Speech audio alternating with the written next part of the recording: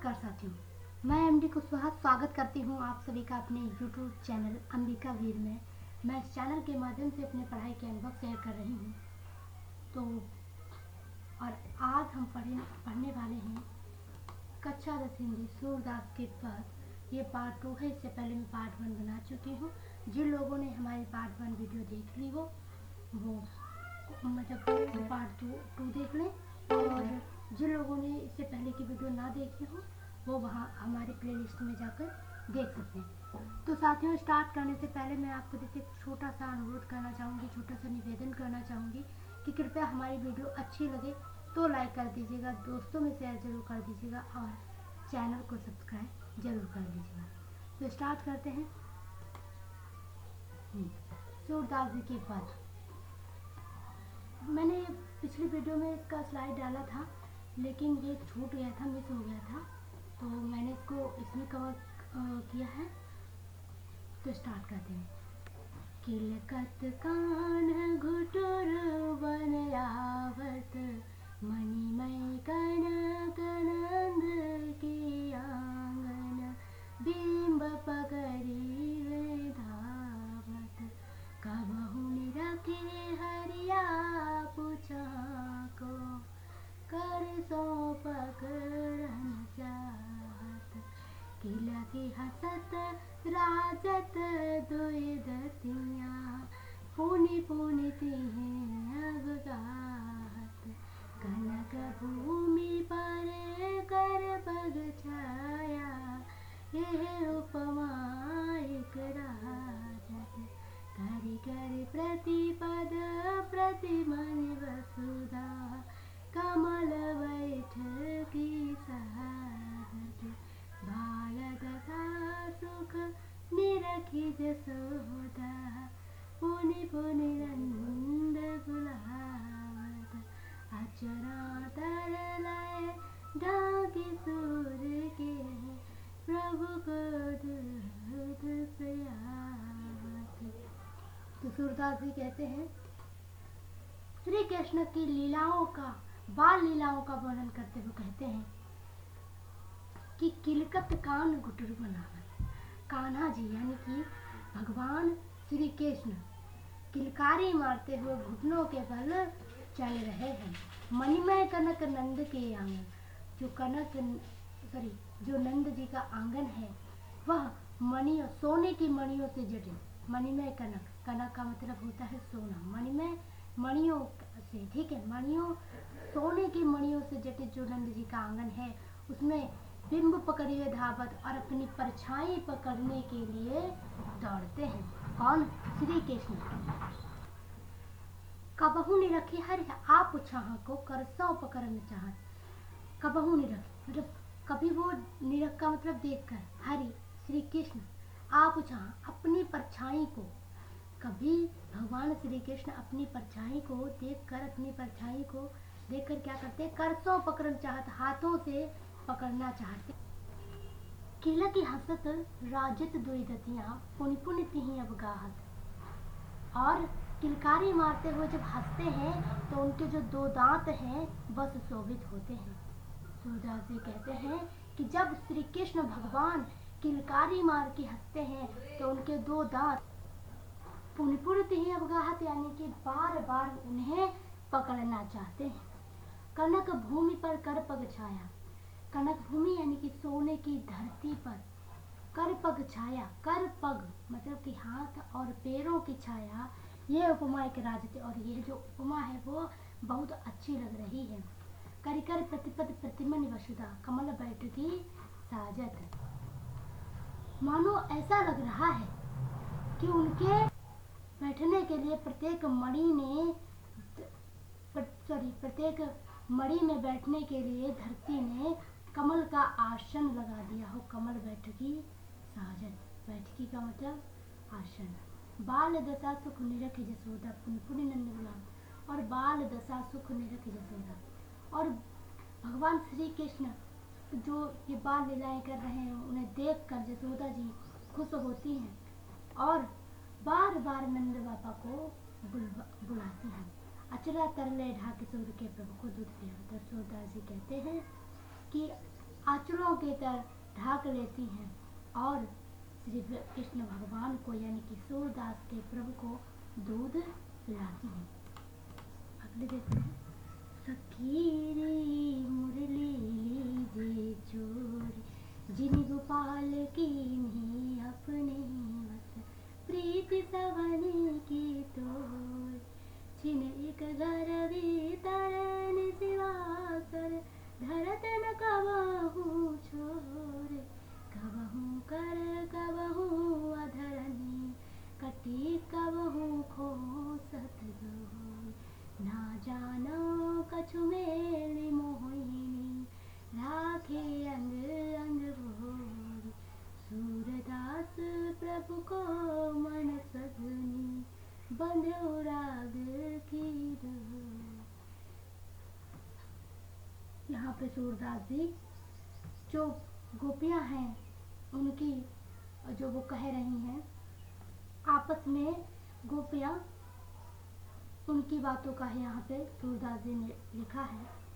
कहती है सखीरे मुरली लीजिए चोर जिन गोपाल की नहीं अपने बस प्रीति सवन की तो।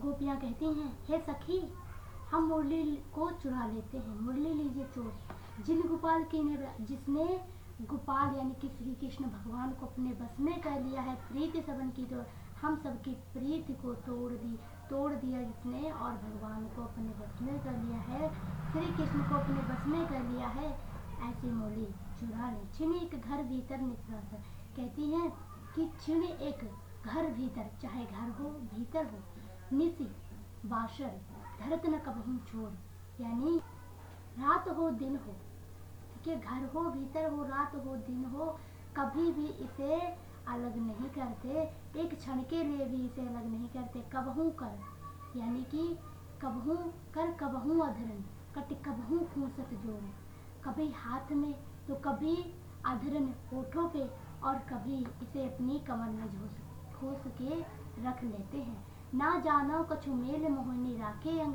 हो ना जाने इसने क्या मोहिनी कर दी है जिसने श्री कृष्ण भगवान के एक एक अंग को अपने बस में कर लिया है।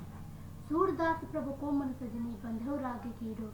सूरदास जी कहते हैं गोपियाँ कह रही हैं कि हे सजनी श्री कृष्ण यानी कि प्रभु के मन को इसने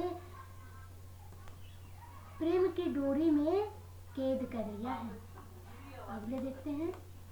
ऊधो ऊधो मोहि ब्रज विसरत नाही वृंदावन गोकुल वन विपुल वन सघन कुंज की छाय प्रातः समय माता जसुमत अरु नंद देखे सुख पावत माखन रोटी दहो सजायो अतिहित साथ खवावत गोपी ग्वाल बाल संग खेलत सब दिन हंसत फिरात सूरदास धनि धनि ब्रजवासी जिन सहित जदुतात। यहाँ पे जब श्री कृष्ण भगवान मथुरा चले जाते हैं तो वहाँ जब होते हैं तभी कहते हैं उद्धव से कि हे उद्धव मुझे ब्रज विसरत ना यानी कि ब्रज की यादें भुलाई नहीं जाती। ब्रज भुलाया नहीं जाता। वो वृंदावन गोकुल और उसके वन उपवन उपवन का मतलब बगीचे सघन कुंज की छाया और घने कुंजों की छाया रात समय माता जसमत और नंद देख सुख पावत। हे उद्धव जब सुबह होती थी जब प्रातः काल का समय होता था तो माता जसुमती और नंद बाबा को देखकर मुझे बहुत सुख प्राप्त होता था। माखन रोटी दहो सजायो और माता यशोदा माखन रोटी दही की थाल सजाकर अतिहित साथ खवा बड़े प्रेम से मुझे अपने साथ खवाती थी बड़े प्रेम के साथ खिलाती थी। गोपी ग्वाल बाल संग खेला और मैं गोपी ग्वाल और बाल संग खेलता था सब दिन हंसत फिरत और हर दिन हंसता और खुश रहता था। सूरदास धन धन ब्रजवासी सूरदास जी कहते हैं कि वो ब्रजवासी धन्य है जिनसे हित चत्कार जिनसे श्री कृष्ण को इतना प्रेम है। अगले देखते हैं। ऊधो मन ना भय दस बीस, एक तो सो गयो श्याम संग कौबराधईस। इंद्री शिथिल भई केशव बिन ज्यों देहि बिनु शीस, आशा लागी रहित तन श्वासा जीवहि कोटि बरीस।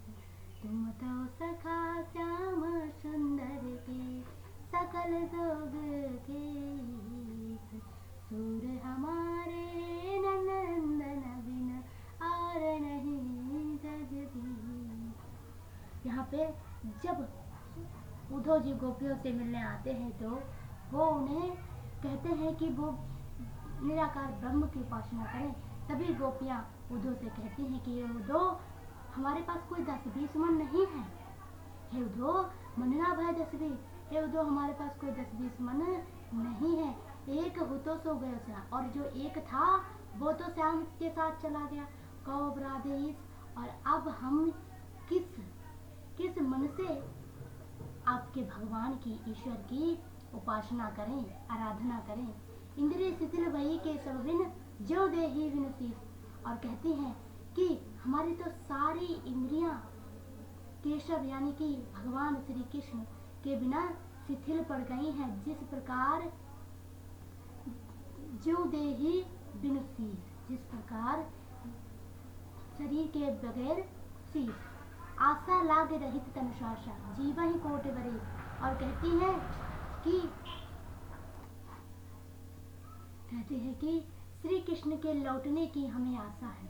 आशा लाग रहित तन श्वासा, और श्री कृष्ण के लौटने की हमें जो आशा लगी है, ठीक है, जीवन कोटि बरीस, उससे हम कोटि यानी कि करोड़ों वर्ष जीवित रह सकती हैं। तुम तो सखा श्याम सुंदर के सकल जोग के ईश। कहती हैं कि उद्धव, तुम तो श्याम सुंदर के बहुत करीबी, बहुत प्रिय सखा हो, सकल जोग के ईश। सकल जोग यानी कि सभी जोग के भगवान, सभी मतलब सभी विद्या के कहते हैं, मतलब योग विद्या के ज्ञाता, ठीक है। तो सूर हमारे नंदन और नहीं जगत शीस। कहती है कि तुम तो श्याम सुंदर के बहुत प्रिय सखा हो, बहुत करीबी सखा हो, सकल जोग के ईश, और पूरे जो मतलब योग विद्या है उसके भी ईश हो, यानी कि भगवान हो।